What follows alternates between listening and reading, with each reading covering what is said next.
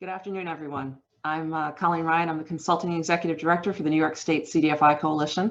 And for more than 2 decades, this nonprofit association has been the organizer and catalyst for important initiatives that help CDFIs and the communities they serve. The 2020 CDFI Friday series of webinars and panel discussions was supposed to be our 11th annual statewide conference with the theme New York State CDFIs Collaborating for Impact.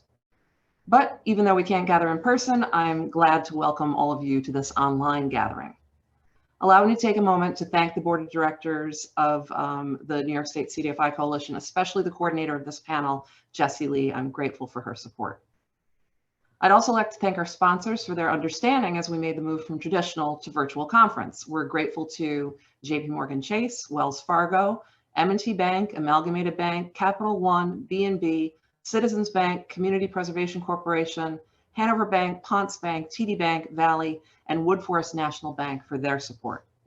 So today, and on several Fridays to come, we'll gather online with supporters from around the state to share ideas, learn about the latest lending and program innovations, and enjoy the company of people with a shared passion.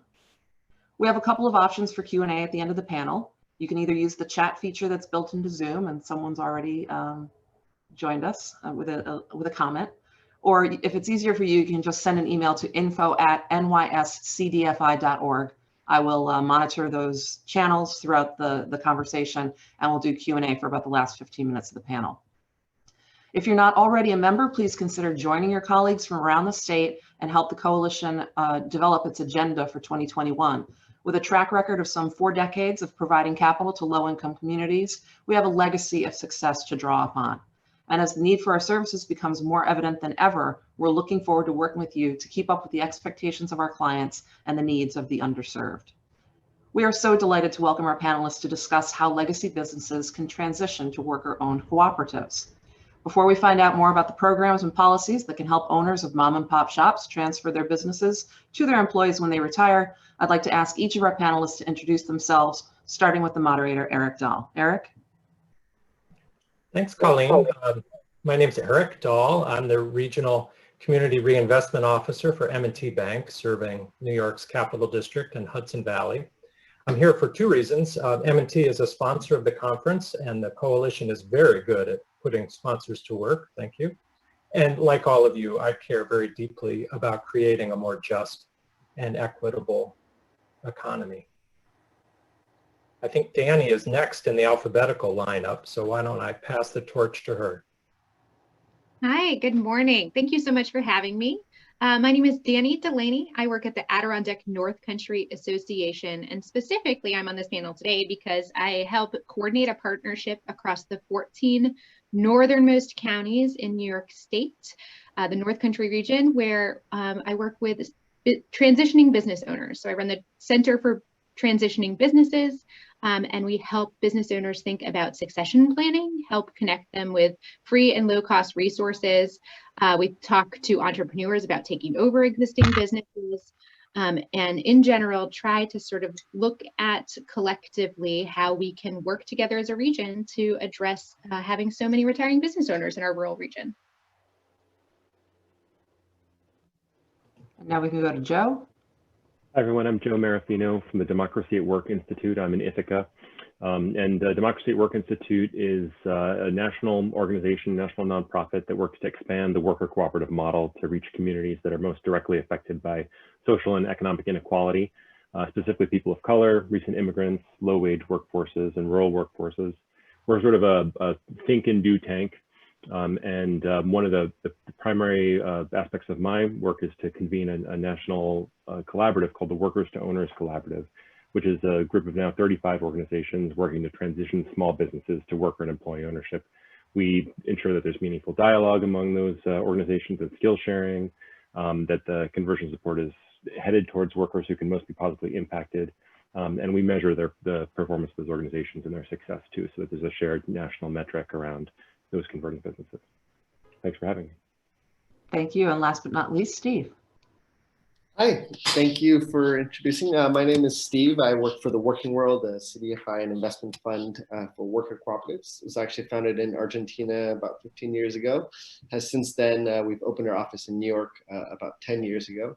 I'm here specifically because I work in the organization to develop our lending pipeline for conversion businesses to purchase and transition into employee ownership. Have been working on this for over 10 years now. We've done over 15 of these worker cooperative conversions, and we're continuing to grow that process in New York, and I'm here to share my experience.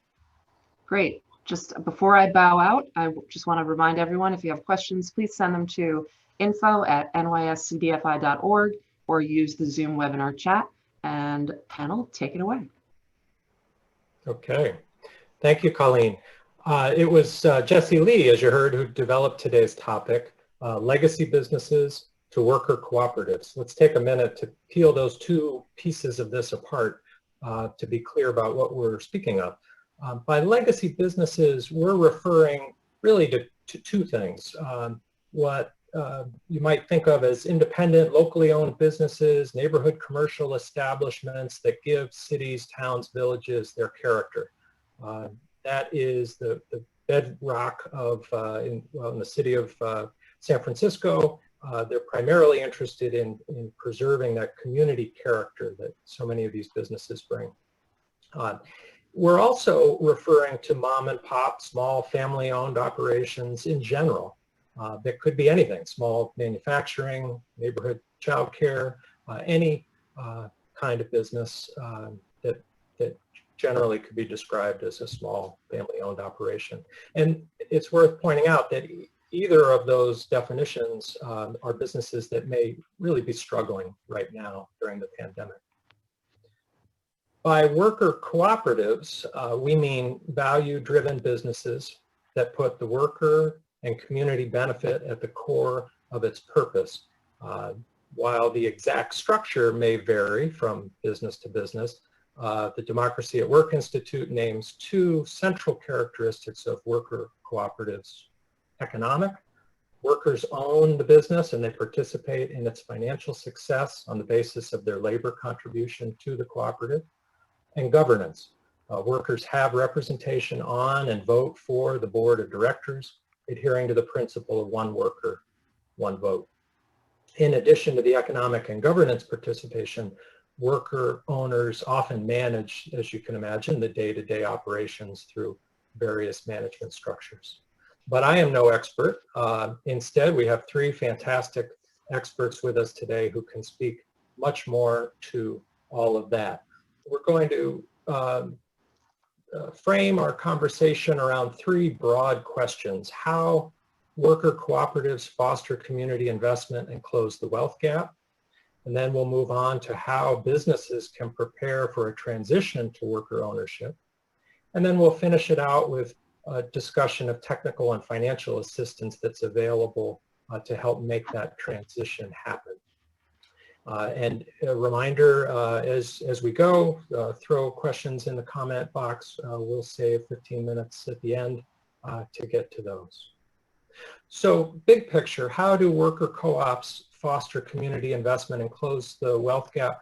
Joe, from your national vantage point, what are some of the common threads that you see in worker cooperatives around that area? Sure. So they're structurally interesting, and I think that's the first thing people notice is that because there is this shared ownership, there's a way that you can close the ownership gap, which thereafter hopefully will start to create a closure in the wealth gap. There's an idea that since all of the owners are residual claimants of the surpluses of the organization, that wealth will potentially flow to them, stay in the community, be used for community purposes. And it doesn't necessarily have to be that the cash flows to them, but the control over those assets could go to them, so they could decide collectively to reinvest it in ways that benefit the community, that benefit themselves. So there's this structural element, I think, which is the first thing that people, attracts them to the idea of how this could be a shift in an ownership phenomenon that could close the wealth gap. I think there's a second answer too that's important to know, which is that all of the waves of cooperative organizing in the history of the world have come with a social movement attached to them. So cooperatives have been organized by religious movements, by nationalist movements, by farmer movements, union movements, counterculture, movements for Black defense and Black liberation. So when we think about the, when we're first attracted to sort of the interesting structural aspects, I think it's important to also remember that the impact of closing a wealth gap will come with the extent that the cooperative movement is attached to a social movement intentionally trying to do that. It doesn't just happen because it's sort of a neat element in the structure. It happens because there's an intention. Organizations are trying to make it happen. And just as one example to see where we, struggled with this, we set up a program to try to have impact in this converting businesses to cooperatives. And at first we were seeking businesses that were 20 or more workers. We felt like this had the best business model around it. This would have the best scale chance. At the same time, we were working in Philadelphia, and we had a goal to try to preserve the legacy businesses in a historically Black commercial corridor. How many 20 plus businesses do we find on those main streets? There's not very many. There was a history of redlining. A lot of businesses had not grown.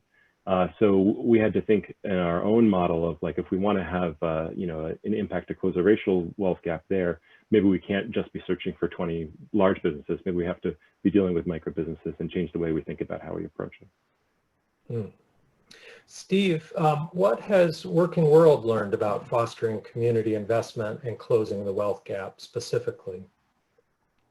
Yeah, our experience has shown us a lot about the ability of cooperatives to kind of play that role. In Argentina, where our organization started, where the country was facing a very similar crisis, where there was a large wave of closures during the economic crisis.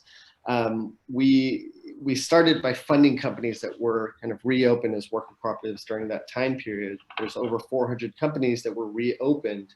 And I think that's a really great parallel to draw to where we are now. In terms of our local communities, I think one great thing is, we see that, that the real wealth creation from these worker cooperatives, we see it really actively in the companies we invest in. For example, at New Era Windows, a company that we invested in Chicago, the workers there, since reopening their company after closing, they've since doubled their wage, being able to kind of look at the cost structure and make those decisions themselves. They've doubled their wage since, from what the original pay scale was at the company that they were at before. And the companies that we're looking at now that are in our pipeline that we're looking at and doing our diligence on and converting, we're seeing profit margins that can not only repay the investment within a really great timeline, but we're seeing the potential to add anywhere from $5,000 to $30,000 per year per worker. And when you're looking at companies where the ownership or the employees that are, will become owners are primarily can oftentimes be more marginalized communities, people of color, women of color. That's just such a huge impact to the weekly and the income of those workers. And then I think the question of preserving those jobs too, as we look at the wave of closures we're facing today, that if we aren't able to look at saving these legacy businesses, that there are really millions of jobs at stake. So true. So Dani, with your work in the North Country, what does community investment in closing the wealth gap look like for you? Yeah, thank you for asking. Our role, we don't, for the Center for Business and Transition, we focus on sort of outreach, and we don't necessarily provide technical assistance directly, but we really are focusing on talking to business owners about, what does your transition plan look like? And it's not, and the conversation that we have is about succession planning in general. And then sometimes, if it seems like a good fit, then we get to be able to talk to them about worker ownership as an option. And a lot of the times our conversations are around very basic technical assistance kind of things. Succession planning might take 3 to 5 years. You have to build a professional service team. You need to add in this much of a time frame. But when we're having those conversations, and we currently work with about 100 business owners, at some point in the conversation, we'll talk about their employees. Most of the businesses that we work with are 3 to 5 employees, maybe. And oftentimes that conversation stops dead in its tracks when it comes to, well, this person that I have who's been working for me for 5, 10 years, they're great. They could do this if they learned a little bit about bookkeeping, or if they learned about this, skill set that's attainable, but they have bad credit, or they don't have the capital. And so being able to sort of include the conversation around worker ownership and sort of a capital investment that is greatly reduced per individual employee, and being able to utilize their shared knowledge and assets and skills, it makes that conversation continue about the employees, as opposed to just saying, okay, we need to go find somebody else to come in from somewhere else to purchase our business. We can, talking a little bit about worker ownership and the opportunities that it provides to reduce that initial investment from each person, makes that conversation continue to include the employees, continue to include the workers that they already have, who they had previously written off possibly as, just because they didn't have the capital, not being able to do that, to take over the business, or to and keeps those employees from possibly being able to take over a business or create that wealth that business ownership brings to their family in the next generation. Wow, that's a terrific segue to the next area of conversation, which is how businesses prepare for a transition to worker ownership. I'm interested, if it's okay, Dani, sticking with you for a second. You mentioned the pipeline of all of the work that a business does to get ready. And I'm curious whether the businesses you're working with have been working with you for years, or do they come in at the last minute and you wish they'd been there for years, right? Give us a flavor for that. Yeah, so, well, I would say, full disclosure, our program has been in the works for about 3 years, but we've been actively running this partnership for about 1.5 years, 2 years. So it is very much a pilot program, but we do work with, that is funded in large part by the Northern Border Regional Commission, but we do work with technical service partners that have been doing this kind of work for years and years. We work really closely with the SBDC, we work really closely with the Cooperative Development Institute and other places to provide technical assistance. But so just as sort of a clarifier, but for the most part, folks are not planning ahead of time for succession planning, and for a lot of the folks that we work with, they're lifestyle businesses. Some of folks still put a bunch of receipts in an envelope and hand it to their accountant at the end of the year and don't use QuickBooks. Like it may just like that. The process of succession planning may just not have been something they've had time for because they're so busy running their business as 1, 2, 3 people. And so when they come to us, oftentimes they wish they had started sooner, but that's our role. We're a nonprofit organization who's really talking about how to think about these things, to give digestible information in little snippets about planning this process. And we really talk to people about how to prepare your finances, and to think about your valuation, to give yourself the amount of time that you need, that there are costs involved, that they will need to have a professional service team, but as insofar as we can is to sort of get them to think about the challenges of succession planning ahead of time, so they don't come as surprises, and to connect them with as many free and low cost resources first, so that they are not spending thousands of dollars on a lawyer right off the bat or thousands of dollars with their accountant. But it's really just sort of that empowerment and education around getting folks ready. But statistically, and I'm sure Joe could speak to this more on the national front, like most people are planning a little bit too late and are quite thinking about this, from day one, which is probably the ideal situation. Joe, is that what you're seeing? That businesses need to start sooner than they realize? They do. Well, there's the normal answer and there's the COVID answer. So the normal answer is, yeah, things, if ideally, if they could take a couple of years to prepare, not only would that make sure that leadership development is better, help them get their finances in order, maybe implement some sort of open book management, transparency that helps everybody understand the business, hand off certain relationships, it takes time to do that. We used to say, you could try to do it in the 5 years leading up to a transition or the 5 years after the transition, but at some place that kind of stuff has to happen.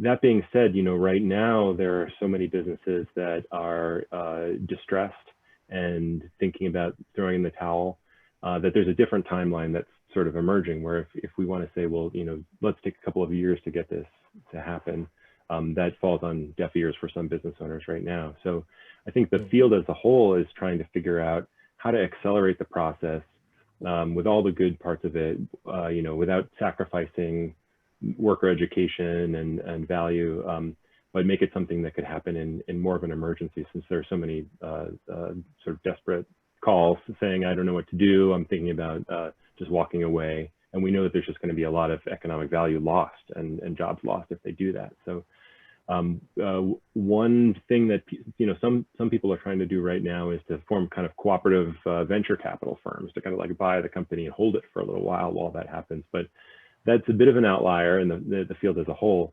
I think maybe just to, you know, if you have the time, you can do things that a lot of normal Harvard Business Review recommendations include, you know, about creating an engaged ownership culture, where the employees have some transparency, where they have there's some leadership development aspect. You know, a lot of the stuff is not abnormal to a company. If you can, you know, if you have a couple of years to do it, that's great. If not, maybe there's a crash course that needs to start right now. Steve, when we were planning for the in-person panel back in the spring, you made a comment about how important it is to set expectations about business valuations early in the process.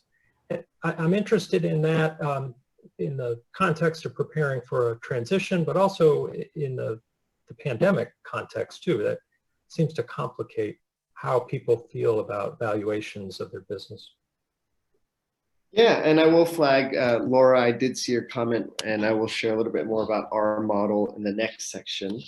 And I think, yeah, I mean, I do want to reiterate on some things that were touched on before, you know, really, you know, on the start, you know, just keeping your books in order can be really important. When the moment comes, if a moment comes like this year where, you know, you haven't thought about it, just going back and getting your books fixed is too much work really to take on when you think about how many more steps there are to start transitioning a company. You know, so just maintaining those books in order always are very important. In terms of expectations, you know, we see a lot that, you know, a lot of these legacy businesses, as I heard somebody say earlier, you know, these are very much lifestyle businesses where people are putting, you know, extensive hours, extensive sacrifices with their family, you know, a lot of personal debt and things like that into growing their businesses. And oftentimes, you know, that the feeling of how much their business is worth can really be affected by those sacrifices and what people are putting into those companies. So, you know, understanding that, you know, the valuation is really going to come primarily, you know, on the financial health of the company is really important to understand that even if there has been a large investment, you know, whether it's time or money, that, you know, at the end of the day, the company's, you know, profitability is going to be one of the major factors. And I'll say, you know, in terms of considerations that business owners can take, you know, some of the big pitfalls we see, a great example of that is, you know, the debts that a company can take on. You know, owners can oftentimes take tens of thousands of dollars in debt, maybe hundreds of thousands. And when they're looking to transition their companies, they'll say, well, you know, I don't know how companies are valued, but I know I need to recoup that debt. And that's when we see sometimes there isn't an alignment where, and we see situations where we say, well, you know, the profits of the company, you know, don't really pan out for an asking price that can fully cover the price of those debts. And I think that's a perfect example of those expectations not lining up. And then, you know, also what Dani touched on earlier of thinking through their role and how their role might affect the profitability of the company. You know, if there's a situation where an owner is working 60 hours a week, playing a critical role in the company, and then they're suddenly looking to step away from the company, replacing those owners can be a large cost in the income statement of these companies, and that could really affect the future profitability of the company, even though it doesn't affect the current profitability. So figuring out ways where their roles can be taken on by the employees, where their responsibilities can be passed on, and putting some of those systems in place where their roles are more distributed can really help the long-term valuation of the company. So a lot around the debt and the role of the owners. Those are where we see a lot of the critical places to focus on. Thank you. So, Dani, you mentioned lots of different partners that you work with to make successful transitions. And I'm curious if you feel there's a missing piece. What is the resource that that isn't necessarily always at the table that you wish was? Is it a bit of a cop out to say time? Fair. I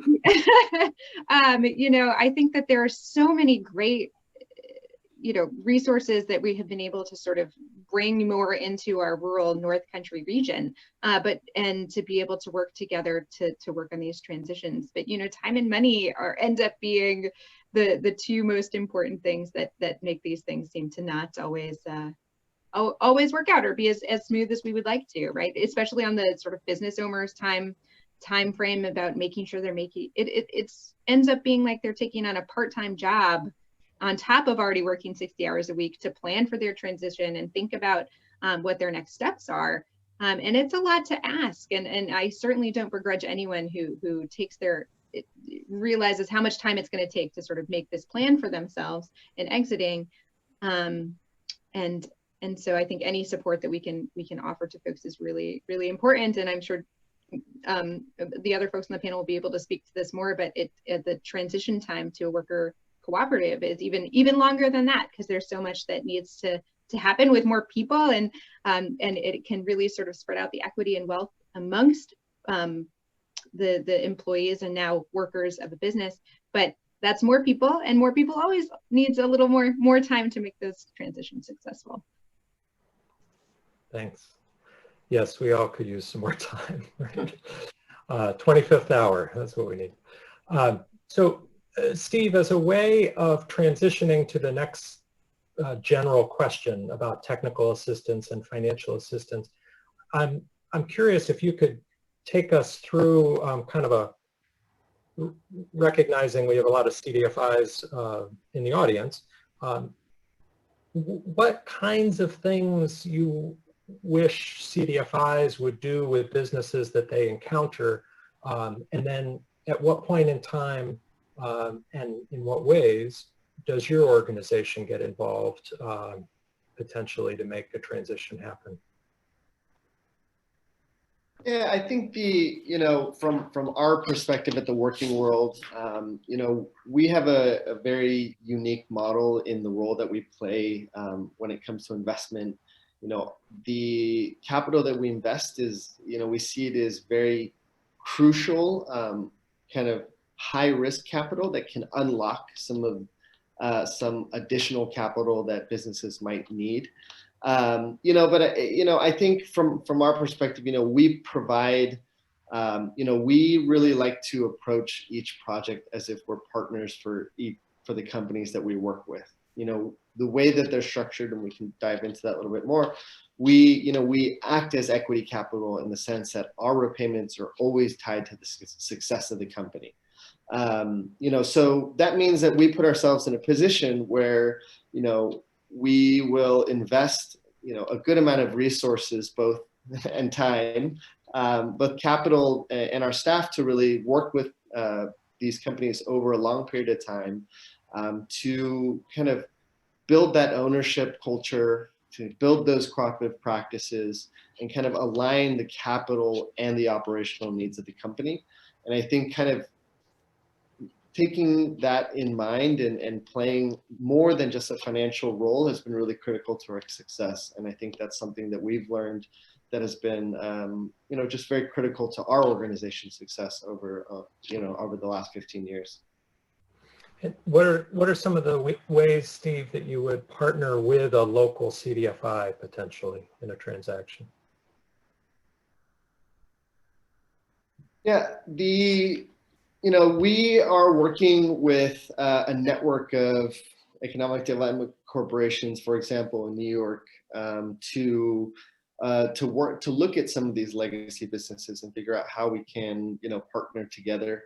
A lot of that comes with working with them to understand some of the specific outside of the regular succession planning, helping them understand the specifics of succession planning when it comes to cooperatives. So training to understand, what types of operational structures might work for some companies, when we're looking at, what would be a kind of a non-standard transition. We are working with CDFIs to teach how to provide more of those technical assistance. A lot of CDFIs are more kind of lean a little bit more on the traditional investment, traditional underwriting, looking at what the risk factors are. And so just, I think, breaking the mold and thinking about what are some of the ways that we can provide capital to these businesses if there are not, the assets that are needed to securitize the investment or the cash flow required to securitize investment. And I think that's why our model is so critical for where we are in this country today with all the closures that are happening, is because we do need some high risk lenders to play that role and to be able to unlock some of that capital. And I think the technical assistance that we provide and the training to other CDFIs and EDCs to provide that assistance is really key to unlocking the wealth creation that we need to preserve these businesses. For sure. So, Joe, you've seen lots of different situations. Can you describe some of the common challenges in making this transition from legacy business to worker cooperative, and the kinds of assistance available either through Democracy at Work Institute or through other partners that you've worked with to overcome those challenges? Sure. We have kind of a staged model that we say is a standard for the companies that are going through this. Every local organization does it a little bit differently, so it is not the model that everyone uses. But the first step is usually that a business owner is exploring the idea and deciding whether it's right for them. And I think that there's that sounds basic, but there are obstacles in even just hearing of this model. So there's one of the things that people can really do if they believe in this idea is to beat the bushes, spread the word. We need ambassadors all over to make sure that people just understand that this could be possible. And they, like Dani was indicating, they come with these anxieties that employees don't have the money, they don't have the skills. And it's important to be able to say to them right off the bat, well, you didn't have the money or skills when you started either, or something like that, and that there's ways in which people can gain money, can gain skills. There are sympathetic and friendly lenders and, risk capital investors like the working world available. So having those early conversations in which people can start to feel like this could be a real thing is important. The second stage is the feasibility assessment. And I think that the field is pretty good at this. I think that once people move into that, let me know if this is real, give me a valuation, survey whether my employees have a deep bench of leadership, whether they could take on. I think the field has pretty strong skills in this. For the owner, the obstacle there often is the valuation, like whether they have unrealistic expectation or whether they can't retire with the amount that they would get in the sale. And so they have to wait a couple of years to try to build up the value in order to exit. So that's the obstacle. And then the third stage is really the employee education. When if the seller feels like it's a good idea, if the professional says, this is going to work, usually there's a transition team which is formed amongst employees to ask, well, is this right for us? And what would we need to do to change it? And I think that there are a lot of good resources out there. An obstacle I see in that area is really kind of whether there's funding to do that workforce training. And so a lot of the organizations around the country are trying to go to state resources and say, well, can we build this into like workforce education programs that the state is funding to make it, there to be a track where someone can learn how to be an owner, learn how to be a cooperative owner, which doesn't currently exist.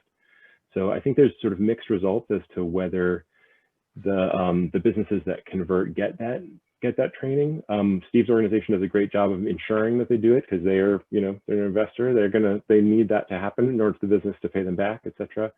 And other organizations sometimes once the transition happens, it's sort of up to them whether they find that training independently, and there's mixed results as to whether they will find that or not. Thanks. So since Colleen's video is off and we won't see her face cringe, I'm going to take the liberty of diving at least into the chat box and work on some of those questions, because I think they've really touched on pieces of what has been said already. And then we can finish up. I promise, Colleen, I'll hand the torch back to you in case other questions have come by email. Okay, thank you.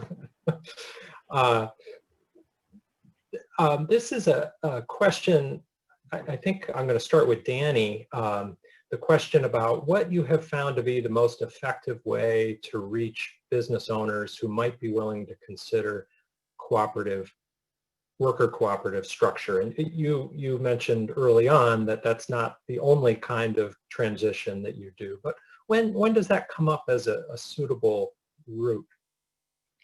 Well, let me just start by saying the most effective way for us to reach businesses, period, is to be able to sort of work really strategically and collaboratively as a partnership. So the other folks in the partnership are chambers of commerce, industrial development agencies, local village, towns, town officers, things like that. Anybody who's sort of like working in their community and is speaking to business owners directly. If I walk up, we serve a 14 county region. It could take me 4 hours to get to one of our other cities or towns that we cover. And if I knock on a door and say, hey, you look a little bit older, do you think you might want to retire soon? Like, no one's going to want to talk to me, and that's just rude, right? So we really leverage existing relationships. So most folks in our rural area are part of their chamber of commerce, or have a relationship with their industrial development agency that they previously got a loan from, or are somehow connected to one of their village officials. So we utilize this really strategic collaborative approach to reaching out to business owners. And I think sort of what we do is we just don't start with the worker ownership conversation, right? We start with the what do you need? Where are you at? Have you thought about retiring? And it's having someone that they already trust to talk to them about that, somebody that they know can keep that information a little bit confidential. Oftentimes, a lot of folks don't want to just hang out the shingle and say there are businesses for sale, or I'm thinking about retiring. They don't want to lose their employees. They don't want to lose their clients or customers. And that conversation can be more sensitive than just on the face of it, that this is something they've spent their entire life building up, and it's so meaningful for them and their family. And it can be really hard for them to sort of break that ice about having that conversation about retiring. It's not just retiring from a regular, job, so to speak. And so having those connections with a local person that they already trust is really important. Having a general conversation about what do you need? Like, what is it, the valuation that you're most stressed out about? Is it that you just don't know where to start? Is it that you had somebody come by, and this happens more often, somebody come by and say, oh, I want to take, have you ever thought about selling? And then they realize that they don't want to sell to some stranger, or that, it was a really low price, but they have no idea what the price should be. And so now they're in this position where they said no to that person, but now what? Like, oh, I do have to think about this at some point in the future. So it's just really strategically thinking about those relationships and being sensitive about that initial conversation. And then what we do is we go through sort of an intake process about talking about their life and talking about what they want to do next. And then we help sort of give them all of the options that they can look into, whether that's a family transition or whether that's being public, and talk about some of the challenges that might come up if they are public. And then at that point, typically the worker ownership conversation comes up too, if it seems like a good fit. If it's just one person, we don't usually go into that. But if it is, they have some folks, then we go back and forth a few times about how to bring that up and why, what they might want to look into before they start thinking about it. Thanks. Well, as you described that, my mind is racing with how very personal a discussion it must be at times, right, for a small privately held company like that. So thank you, Kim Jacobs, for that question.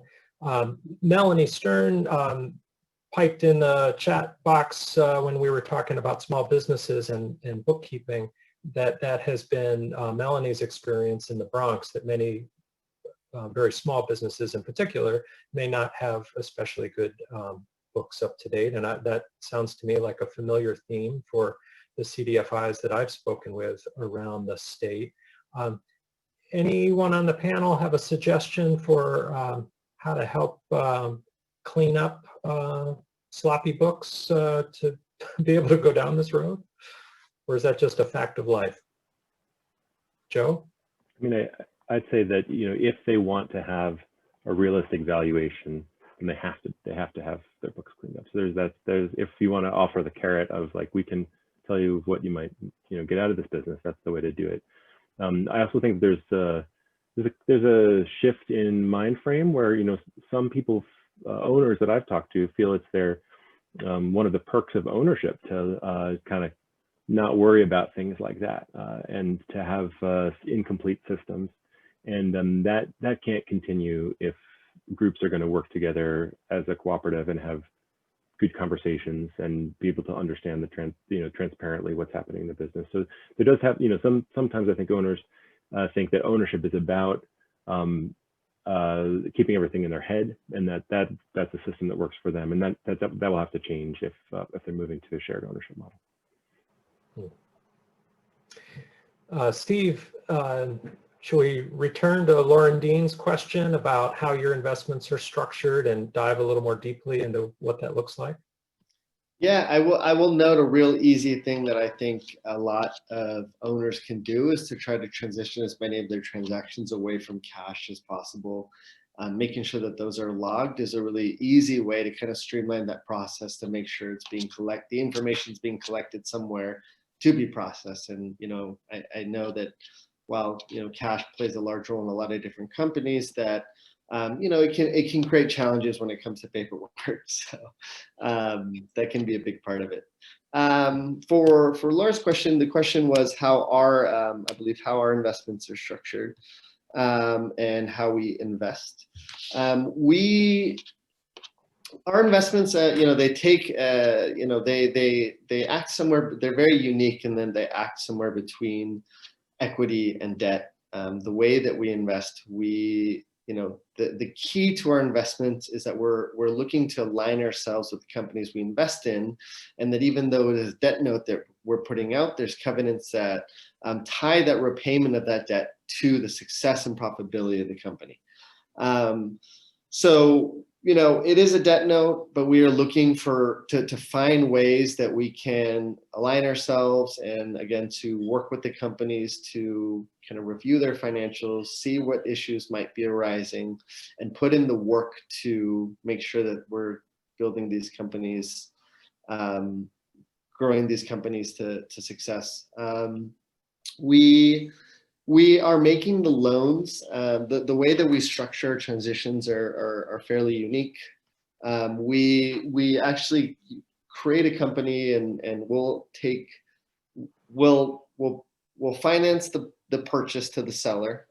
So that's a cash down payment. We'll structure a note with the owner to repay. For the owner to repay us over time, and we'll actually purchase the company through a subsidiary of which we own. And that company, we lend straight to the company, and that company, that is kind of a great way for us to kind of put in that work that we talked about in terms of making sure that we're putting in processes and trainings in place to develop that ownership culture that we find so critical to the success.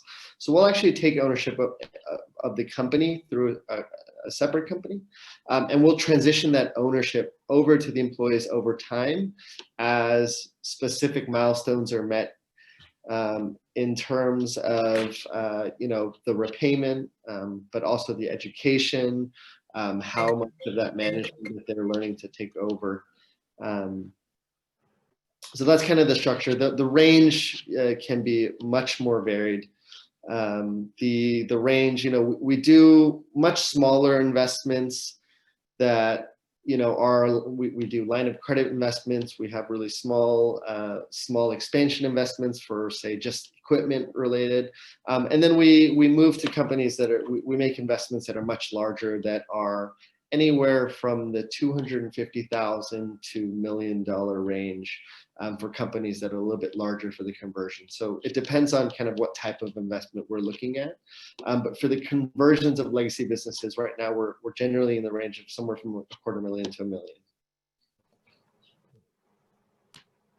So Yankee asked a question about online resources for all aspects of worker cooperatives. And I wonder, as we continue with our discussion this morning, if the three panelists would just copy and paste one or two website URLs that you have found really helpful. Just drop them straight into the chat box as a way of getting those resources out there. And by doing that, we can go to Kim Jacobs' question about management structure. Once the workers become owners, who's in charge? And this sounds like a question for Joe, who's probably seen a variety of different structures. What's the range? Sure. I mean, in a business that transitions, the easiest thing to say is, it is simplest and it guarantees most that earnings will continue if the management structure before the transition is the management structure after the transition. So if you are looking to get lenders or investors or high value out of it, maintain what you have. Try not to rock the boat. Try not to reinvent everything. I believe in having the workers eventually question every choice and dig into their democratic rights to really understand things. But for the purpose of the transition, you don't have to change anything. You can have job descriptions, managers, hierarchy. The significant difference is that above the general manager is usually a board of directors, and the board of directors is elected by the workers. So it becomes circular in that way, that at the top of the line is a group that represents the bottom. And that group can meet as infrequently as once a year, to do their fiduciary responsibility, or they can lean in and do more kind of strategic planning. It is important that that group learn how to supervise the general manager and learn how to hold them accountable. Often they're not great at that to start with, and that's a skill that they have to figure out. So that is the transition in this context. I think that makes the most sense. There are also, you can find examples of more collectivist, counterculture, kind of non-managerial cooperatives out there, but I would say it's not the current trend. Thank you. So Hubert Von Toll asks about describing the underwriting practices that CDFIs can use when co-op ownership makes credit and collateral less clear. Does that sound like a question for Steve? Or Dani or Joe want to chime in on that? Underwriting practices to evaluate co-op ownership?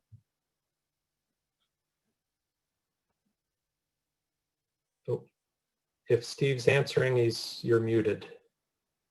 I'm actually just reading over the question again. Oh, okay. That's smart too. Is it a question about personal guarantees in some ways, do you think, Steve? Is that the ownership being a little less clear because it's more distributed? Or maybe Hubert can expand on it. I mean, I don't think that from our perspective, the underwriting that has to happen in cooperatives, isn't too different than, the underwriting that would have to be done on any traditional investment.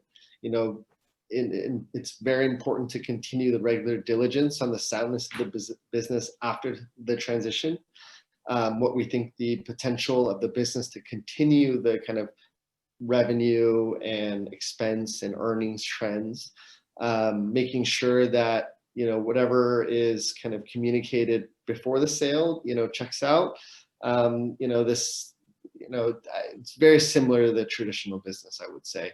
The only major considerations can come in about, that transition of ownership role, for example, where, the cost structure of the business might be different. And, so there's an assessment there for us that looks at, that owner's role, and who would be able to take on that owner's role, whether it's coming from in-house from the employees, or if it's coming from, an outside hire, and how that impacts the future earnings of the company. But outside of that, I would say, very, very similar to a traditional underwriting process. Hubert clarified in the chat that he's thinking specifically about personal guarantee issues in underwriting.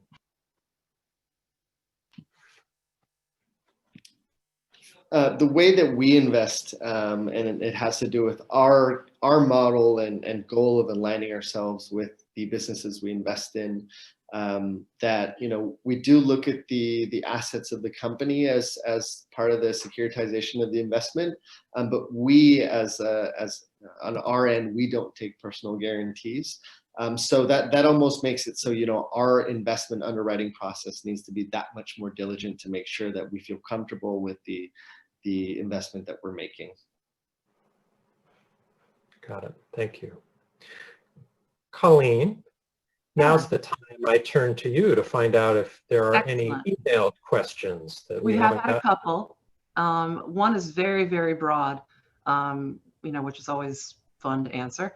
What are some of the pitfalls? Why do co-ops fail, and what can people do to kind of prepare for this transition, and what do you see as the most commonplace pitfalls? Just shout out an answer, whoever wants to go first. Dani, go.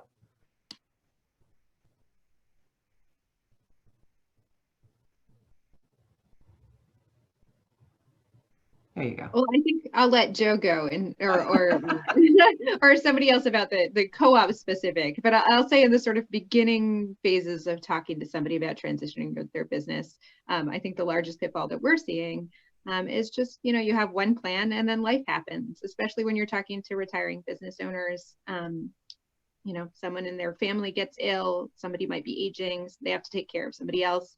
And so all the planning in the world, you can't quite account for that. So that's one thing that we see quite a bit in terms of those initial conversations, but I'll let somebody else talk to actual worker co-op.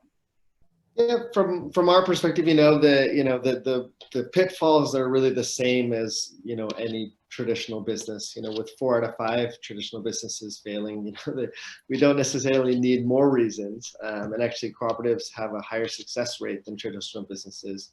But, I think that something that we see sometimes is that, sometimes business owners that are already kind of living on the edge of profitability success, sometimes I think they can identify cooperatives or kind of that transition to employee ownership as a way to kind of unlock the value of the employees.